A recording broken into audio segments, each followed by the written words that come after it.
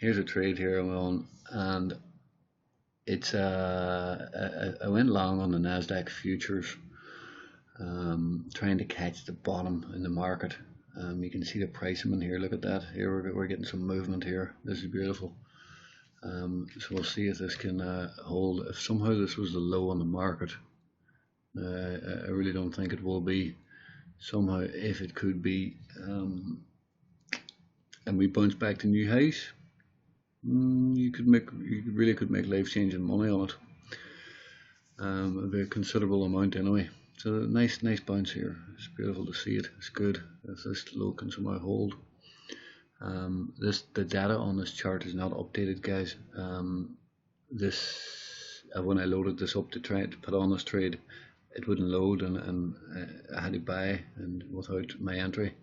So you can see that here. Anyway, guys, it's moving beautiful. I'll just let this run. I'll probably let this run for a break-even stop.